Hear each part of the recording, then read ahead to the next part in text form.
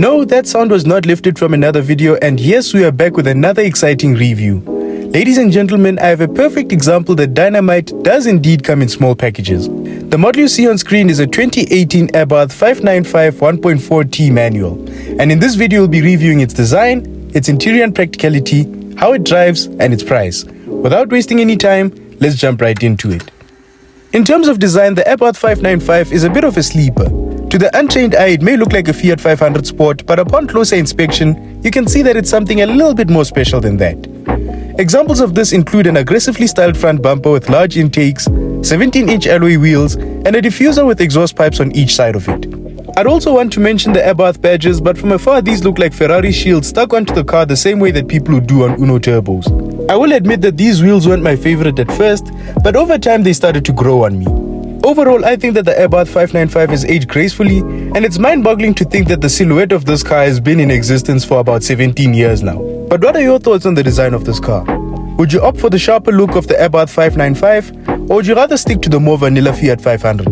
Let me know in the comment section below, and while you're at it, please like, share and subscribe.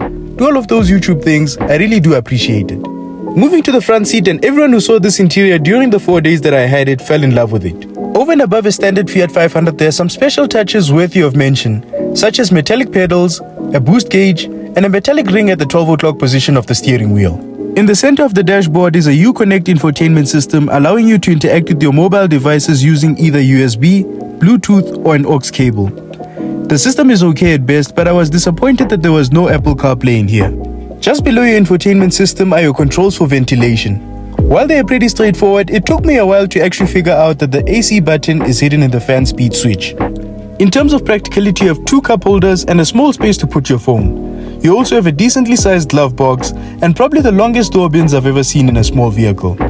I don't like them because things just decide to slide to the back of them so easily. For your house keys, there's a small space over here, and only your passenger has a sun visor with a vanity mirror, which can be a little bit distracting because it doesn't have a cover. Overall, I love the design of the interior of the Abarth, but it's not the most practical car, and some elements in here can feel a little bit dated. Moving to the back seat, and I'm not going to judge a fish by its ability to climb a tree, but if we're being completely honest, this is not a family car, so legroom is going to be very tight. Headroom should be decent for anyone shorter than 1.6 meters, but even then, it will be comfy for your runs from Johannesburg to Pretoria. Anything longer than that, you are taking chances. In terms of nice touches, all you get in here is a speaker on each side and some center-mounted cup holders. If you want anything more than that, go get a Bentley. Moving to the boot, and you have 185 liters of cargo space in here. While this is the smallest boot we've seen on the channel so far, I'm surprised by how big it looks just because of the way that it is shaped. However, there aren't many practical touches in here, such as nets to hold your cargo down. You also have this flimsy boot floor, and under it is a tire repair kit. So if your current car has a muddy biscuit, consider yourself lucky. Under the hood, you'll find a 1.4-liter 4-cylinder turbocharged petrol engine pushing out 107 kilowatts of power and 180 Newton meters of torque. Given these figures, this car is claimed to go from 0 to 100 kilometers per hour in 7.8 seconds and go on to a top speed of 210 kilometers per hour. Fuel consumption is claimed to be 6 liters per 100 kilometers, but I managed to get 7.8 liters per 100 kilometers. I wasn't looking to win any efficiency awards, so you should get much better figures than that.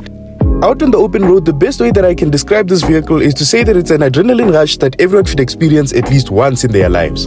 At first glance, the power and torque figures of this vehicle might look pretty average, but when you see what they can do for this car, you will think twice. Also, most vehicles nowadays come with a sport button, but this one has the most drastic change that I've ever experienced in any of them, with results such as firmer steering action and sharper throttle response.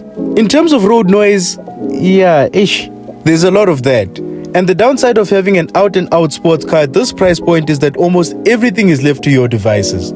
This means no cruise control, no auto wipers, and no auto lights. At least you can rest assured knowing that it comes with 7 airbags, park distance control, and ISOFIX mountings for your rear seats. Overall, this car kind of reminds me of a specific 1991 Toyota Corolla we reviewed about a year ago. Just a lot faster, lighter, and more modern. So, what's the damage? When you buy a 2018 Abarth 595 1.4-liter turbo manual with 50,000 kilometers on the clock, similar to the one you see on screen, expect to pay a price of 349,900 Rand. If you finance that over 72 months at an interest rate of 11.75% with no deposit and no balloon payments, expect your monthly installments to be 6,800 Rand a month. Add 2 full tanks of petrol and your monthly cost should come up to around 8,500 Rand a month. Also, if you're interested in this vehicle, get in contact with SMH Santon and ask for Nick Roth. He'll be more than happy to assist you. You'll just have to beat me to it. So, what are my final thoughts on the 2018 Abarth 1.4T manual? Simply put, I want one. And I promise you, if I had 350k to spend on a toy, I wouldn't look any further. It's quick, looks great, and drives like a charm. But whatever you do, don't make the mistake of buying the automatic, buy the manual one, and hurry, because rumor has it that the next Abarth is going to be electric. If you enjoyed this video, please give it a like, and if you want to see more videos like this, please consider subscribing to the channel. But guys, thank you very much for watching. Until the next one, take care and stay driven.